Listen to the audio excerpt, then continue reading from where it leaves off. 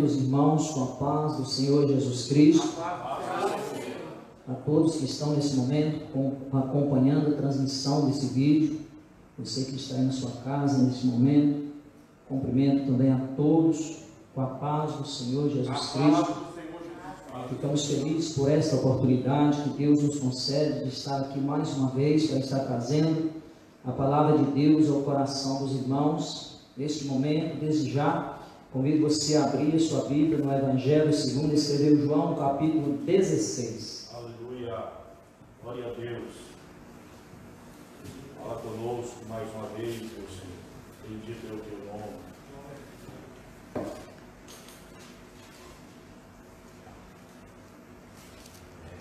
O Evangelho segundo escreveu João, capítulo 16, versículo 21 e 22. A Bíblia Sagrada nos diz assim: a mulher, quando está para dar à luz, sente tristeza, porque é chegada a sua hora.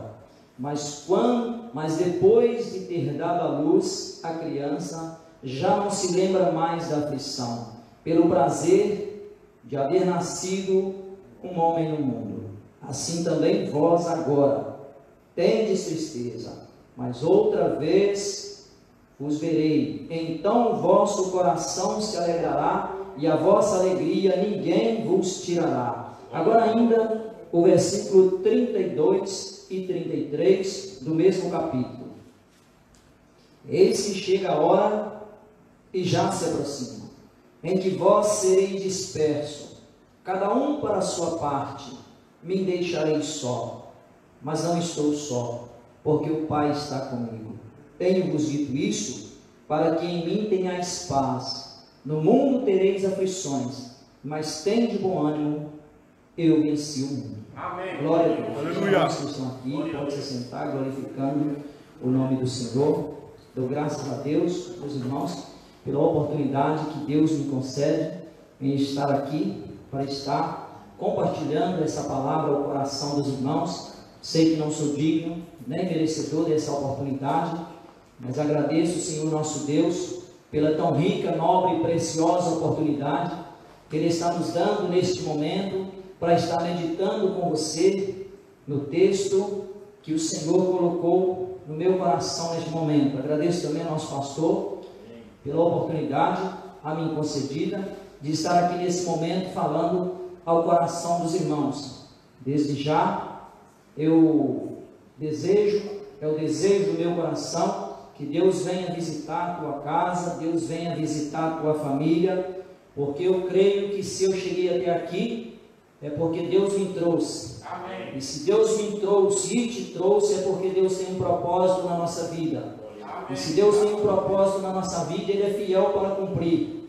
Por isso eu creio que o Evangelho é o poder de Deus, e aonde está sendo pregado o Evangelho, está o poder de Deus.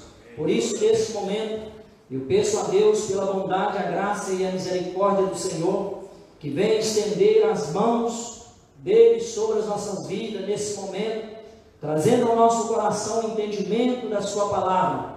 Nesse momento, que o Espírito de Deus possa te visitar aí na sua casa, aonde você estiver, porque na verdade podemos estar muito distante o nosso corpo, mas o nosso espírito está ligado pelo Senhor. Por isso, neste momento, nós sabemos que o Deus que está nos vendo aqui também está te vendo aí. Por isso, com a alegria do nosso coração e com a convicção da nossa alma, nós pedimos ao Senhor que, assim como Ele nos visita aqui nesse local, que Ele venha visitar você nesse momento aí na sua casa também. Que Deus possa te visitar neste momento, guardando você para a salvação. Que Deus possa visitar você neste momento, guardando a tua vida espiritual. Que Deus possa visitar você neste momento, guardando a sua saúde. Que Deus possa visitar você nesse momento, guardando a sua vida financeira. E que Deus venha abençoar a sua casa e a sua família. Porque nós sabemos que operando Deus, quem impedirá?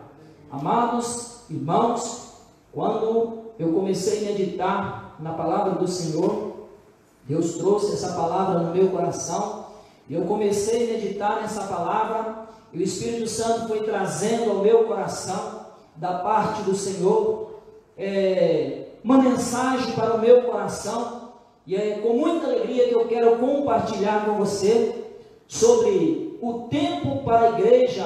Nunca foi fácil.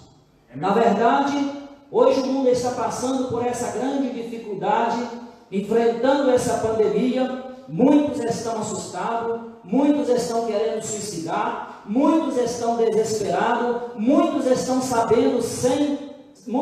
sem saber o que fazer, mas na verdade, a igreja do Senhor, a verdadeira igreja do Senhor, ela já é acostumada com grandes batalhas desde muito tempo. Para a igreja isso não é grande surpresa, porque nós sabemos que a igreja, ela vive de batalha em batalha, mas também de vitória em vitória, porque todas as vezes que Deus permite, todas as vezes que Deus permitiu a igreja passar por batalha, todas as vezes que Deus permitiu a igreja passar por guerra, todas as vezes que Deus permitiu a igreja passar por dificuldade, Deus nunca colocou a igreja num barco furado. Deus sempre esteve presente com a igreja em todos os momentos, e não é dessa vez que Deus vai abandonar a igreja. Por isso, todo aquele que está servindo o Senhor com o seu coração firme nos propósitos de Deus, sabe que é mais uma batalha que a igreja vai passar, sabe que é mais uma vitória que a igreja vai ter, porque nós sabemos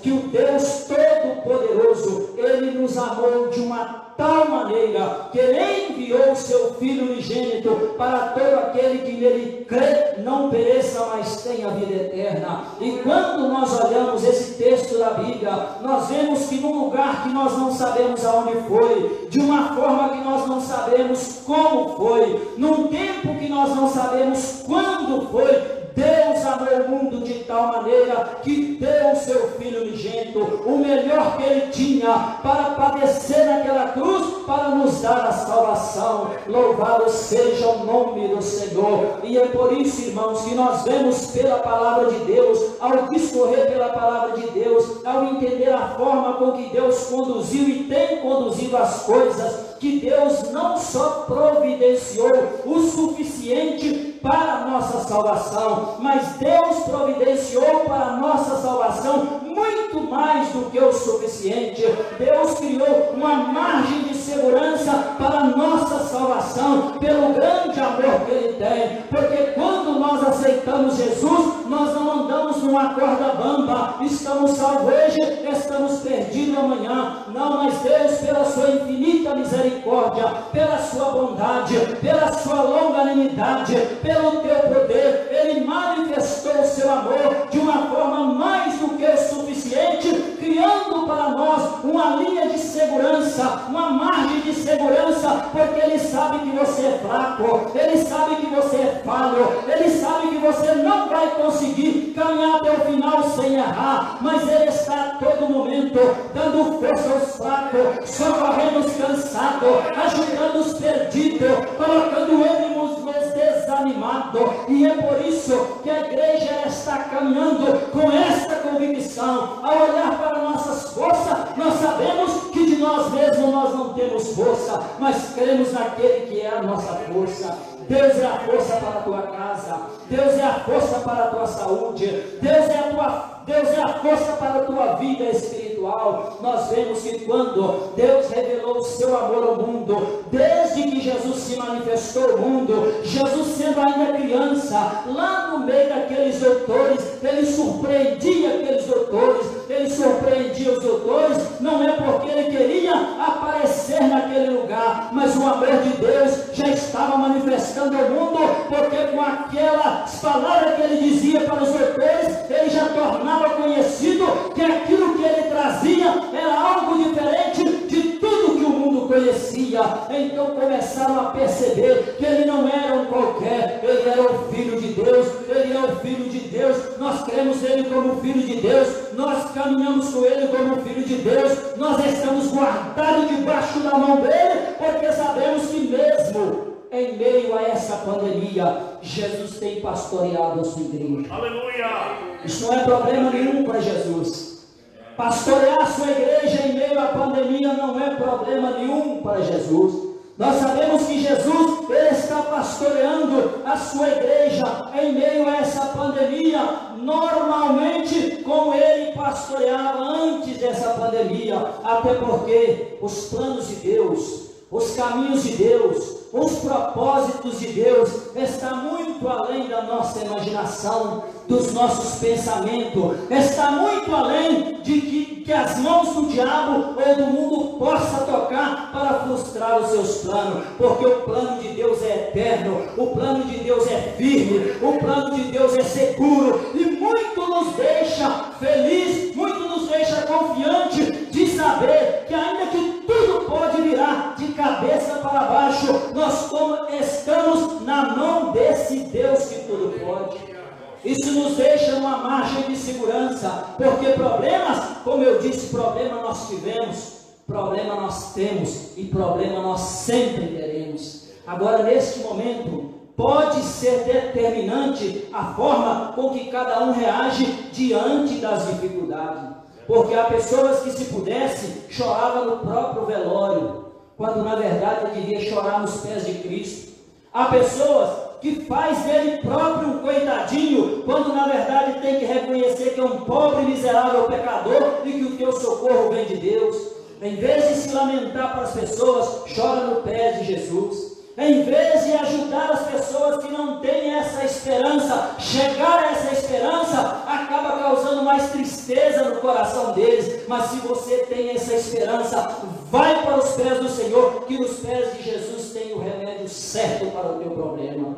Os pés de Jesus tem o remédio certo para o seu problema. Nós sabemos que o mundo agora, ele está na expectativa dessa vacina que está vindo. Muita gente confiando nela, e Deus queira que seja bom, Deus queira que todos tomem ela e que ela resolva, mas a nossa esperança não está nessa vacina, a nossa esperança está em Jesus. Embora se ela passar, nós vamos tomar ela crendo que da parte de Deus também ela vai ser uma bênção para o mundo, mas a nossa esperança está em Deus, porque nós cremos no Senhor. E quando nós olhamos para esse texto que foi lido aqui, aonde Jesus está naquele momento tão difícil, já próximo da sua crucificação, Jesus chama os discípulos, e nesse capítulo a Bíblia diz que foi um tempo, não sei se isso trata-se de um dia ou de um período, mas um tempo de muita tristeza para os discípulos, porque o coração deles estava abatido devido a eles ver o despontar das coisas, porque Jesus já via a cruz como um troféu, uma vitória, mas os discípulos ainda estavam inseguros quanto àquilo, porque eles eram homens, eles eram carne, e o próprio Jesus disse que ainda não tinha revelado tudo para eles, porque eles não tinham capacidade de absorver tudo. Aí Jesus vai e fala para eles essa história: olha, a mulher quando está para dar à luz, ela sente tristeza, porque é incerteza de como vai acontecer, porque ela sabe que vai passar por aquele procedimento, talvez até um pouco constrangedor, mas aí Jesus anima eles dizendo assim: olha, mas depois que ela dar à luz, ao ver a criança, ao ver uma nova vida chegando, uma nova esperança, o primeiro choro daquela criança, os primeiros passos daquela criança, o primeiro sorriso daquela criança, quando aquela criança começa a falar, começa a nascer novamente, alegria no coração daqueles pais, novos sonhos, novos projetos, trouxe alegria, passou pelo período de dor, mas trouxe alegria. Jesus estava dizendo isso para eles, dizendo para eles sobre o contexto que ele estava passando. Jesus estava dizendo para eles: olha, pode ser que agora vocês estão sentindo essa tristeza como uma mulher que está para dar à luz, é normal, mas não se preocupe, porque isso não é o final, isso é um processo. Vocês estão num processo, mas a vitória é garantida, porque a luz vai raiar. Assim que essas coisas passar, vocês terão uma alegria e nunca mais ninguém vai tirar essa alegria que você tem. É Jesus consolando para eles. E naquele momento, depois eles falam para Jesus assim, mais no final do capítulo: ó Senhor, agora cremos que o Senhor sabe de todas as coisas e que ninguém precisa te interrogar nada. Aí Jesus diz assim: olha, mas vem a hora que todos vocês vão se dispersar e vão me deixar só. Mas eu não estou só, porque o Pai está comigo.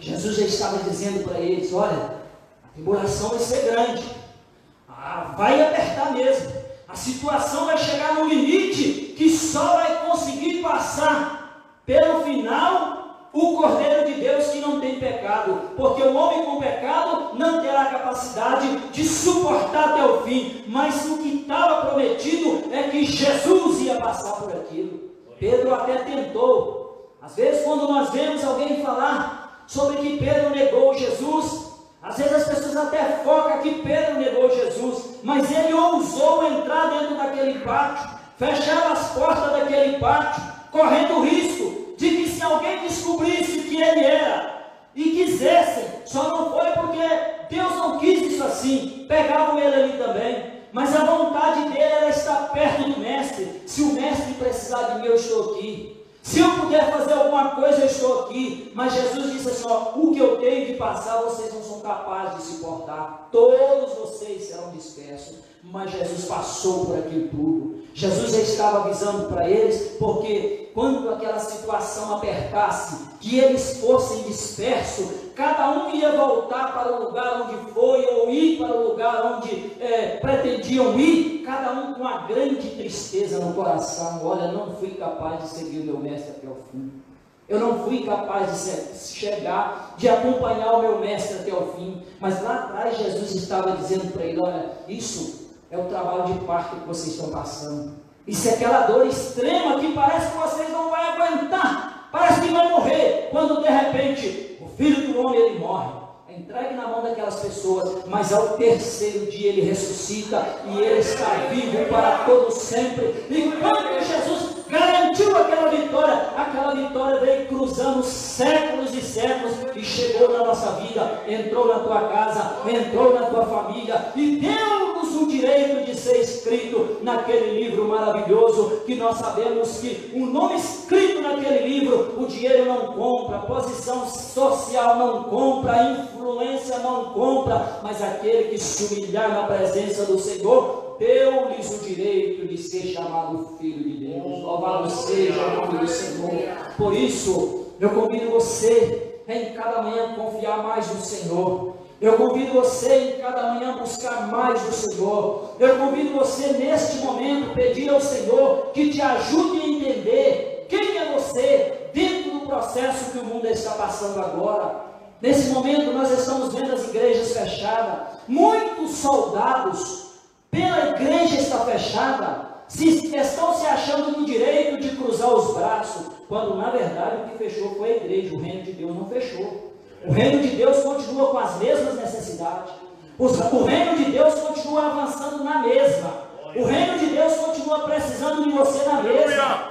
Há dias atrás nós temos sido contactados por várias pessoas, lugares que pessoas estão querendo se matar, lugares que pessoas estão entrando no cúmulo da depressão, lugares que famílias já estão sem saber o que fazer. Trata-se de pessoas que ainda não formaram ainda o entendimento da grandeza dos planos de Deus. E onde estão as pessoas que podem socorrer essas pessoas? Muitos casos, tem muitas pessoas, talvez seu vizinho, talvez alguém do seu bairro, talvez alguém da sua cidade, está indo para o hospital, tomando lá uma carrada de remédio para socorrer uma situação espiritual que às vezes um Jesus te ama podia socorrer, porque neste momento Jesus continua contando com soldados valorosos. Aleluia. Onde você estiver, se os teus olhos espirituais estiverem abertos, Deus tem um trabalho para você fazer. Aonde você estiver, se os teus olhos espirituais estiverem abertos, tem um endemoniado por perto para você ir lá e repreender aquele demônio. Tem alguém doente por perto para você orar, e se for vontade de Jesus curar. Porque o reino de Deus, ele está avançando da mesma forma. Sabemos que os dias são maus. Quando Paulo escreve aos Efésios, ele vai dizer: olha, andais prudentemente, como sábio, não como necio, remindo os tempos, porquanto os dias são maus. Foram naquela época e é hoje. Naquela época a igreja andou debaixo de perseguição, debaixo de morte. Jesus chegou a dizer: olha, vai chegar uma hora que vão matar um de vocês, mas não se preocupa, isso não saiu do controle, está no meu controle. Eles vão estar prestando um serviço para mim. Porque neste momento, às vezes a pessoa não estiver realmente entendendo pelo ângulo da visão de Deus, mas vê pelo ângulo da visão do homem, ele começa a perceber que o reino de Deus está fracassando. Mas não, o que fracassa é a nossa forma de entender as coisas. Mas o reino de Deus não fracassa não. Só de nós olharmos o tamanho gigantesco da criação de Deus, a Bíblia diz que a própria natureza prega para nós. A própria natureza diz para nós assim: ó, o Deus que me fez de uma forma que você não consegue compreender, vai estar tão preocupado ou desapontado para resolver o seu probleminha. Seu problema não é grande o suficiente para Deus, mas seu Deus é grande o suficiente para resolver o seu problema. Por isso fortaleça a sua fé. Por isso continua confiando mais, por isso continua caminhando. Você caminhou até aqui, o caminho para frente talvez é muito mais curto do que você andou até aqui. O caminho para frente já está mais curto, pelo que nós estamos vendo. Cada dia ela vai se estreitando mais, mas Deus lá vai salvando pelo caminho. Deus lá vai ajudando aqueles que querem ajuda pelo caminho. Deus lá vai fazendo com que a caravana da igreja passa, e por onde passa a caravana da igreja, a obra de Deus vai sendo feita. Nós sabemos que hoje o mundo, ele talvez é impulsionado com duas grandes forças de motivação. Do lado do mundo, nós sabemos que a ganância do homem é que é a motivação dele. Não tem outra motivação. O sonho do homem sem Deus é ficar rico, depois de velho, ele olhar do lado e ter uma fartura em volta dele, morrer sem fazer nada, porque é o sonho dele. Se você for parar para pensar, o sonho dele é esse: eu quero trabalhar até ficar rico e depois morrer sem fazer nada. Mas quando ele fica velho, que ele olha para aquela fartura, alguns conseguem, a maioria morre desiludido e decepcionado, porque isso também não é para qualquer um, porque é uma briga de gigante.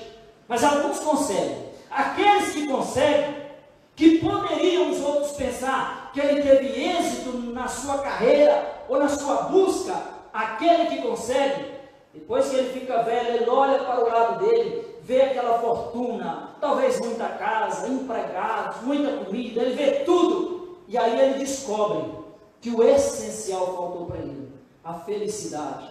Aí ele tenta comprar a felicidade com a fortuna que ele ajuntou. Aí depois ele descobre que a felicidade não está à venda. Aí ele vai tentar comprar a felicidade, mas não compra. Porque passou alguém lá e comprou todo o estoque que tinha e anda distribuindo gratuitamente para aquele que o aceita. Passou alguém lá primeiro e levou tudo.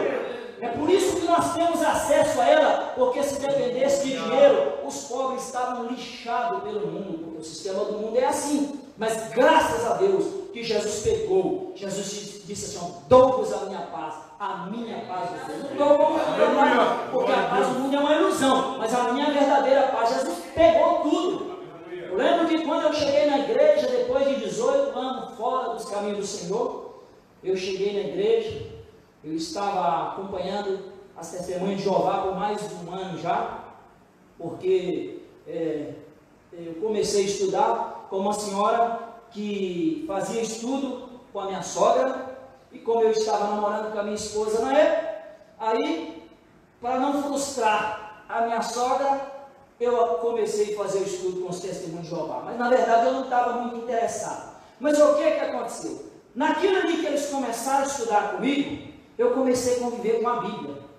No que eu comecei a conviver com a Bíblia, à medida que eles iam fazendo o estudo comigo, eu ia procurando verificar se fazia sentido de acordo com o que eles falavam. Mas aí, na medida que eu fui percebendo que não fazia sentido aquilo que eles falavam comigo, eu lembro que nos últimos dias que eu acompanhei eles, eu ia para o salão com eles, já estava quase me preparando para sair para as ruas com eles.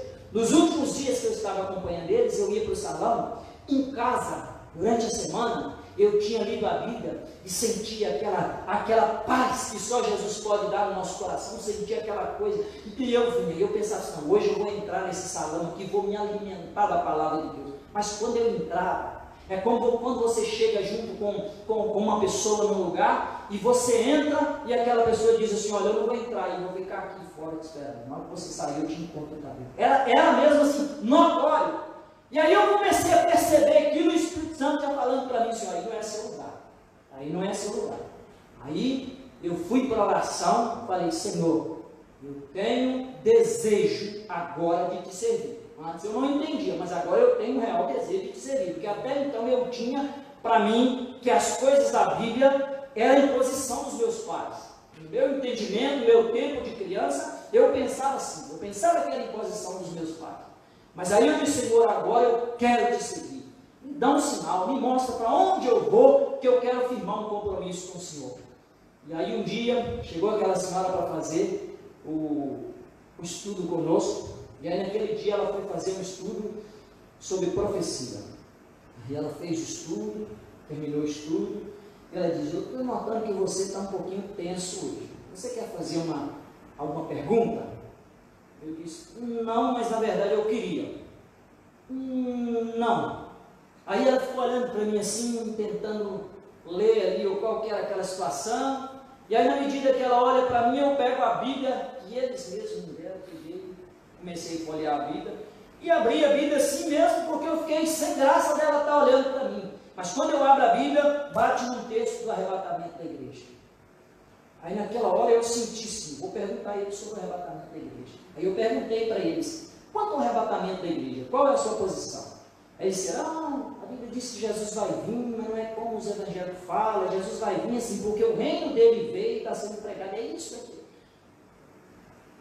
Aí enquanto ela falava, eu folheando a Bíblia, caiu em outro texto do arrebatamento da igreja. E aí eu falei, mas peraí, aqui não está concordando muito com o que a senhora fala. Não, peraí, isso aqui já é outra coisa, ela me explicou o outro. Enquanto ela, aquilo foi uma coisa tão automática, que eu senti que não foi eu, foi Deus me conduzindo. Aí depois de eu abrir em 3 lugares, eu já senti que a terceira vez ela já me respondeu um pouco nervosa.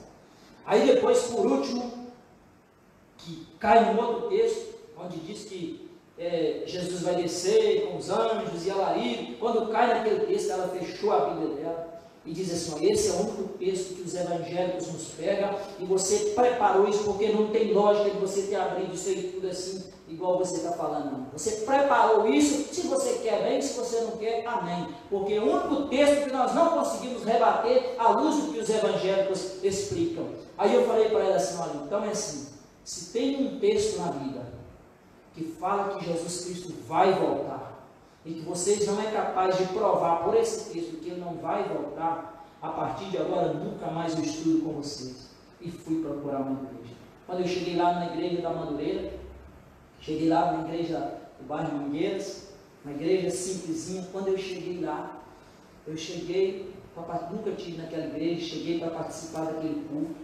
Quando eu cheguei naquela igreja, agora aquela pessoa, aquele sentimento que eu tinha, de que alguém ficava do lado de fora, e eu entrava sozinho, agora já foi o contrário. Porque naquele momento eu já senti que Jesus falou para mim assim, ó, seja bem-vindo, aqui eu sou o lugar.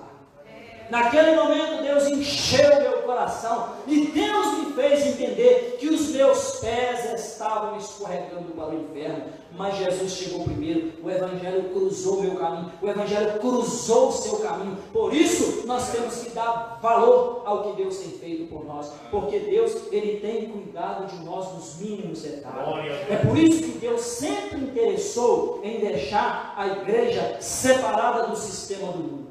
Deus já começou a história do homem separando ele dentro do jardim, mas o homem pelo pecado foi expulso de lá. Depois Deus separa o homem outra vez, tirando todo mundo e deixando só Noé, mas o pecado entrou outra vez e dominou o povo. Depois Deus escolhe o homem e fala, fatiei de uma grande nação, separa o povo outra vez. Depois Deus fala para o povo assim, vocês vão para Canaã, vou expulsar aquela gente tudo de lá, vocês não aprendam o costume daquele povo, que vocês são um povo separado, mas o povo pecou de novo. E assim vem acontecendo, até que Jesus foi levantado, e nós cremos nele, e hoje nós vivemos separados do mundo pela graça de Deus, crendo que hoje nós estamos caminhando para a salvação, porque Jesus, ele cuida de nós.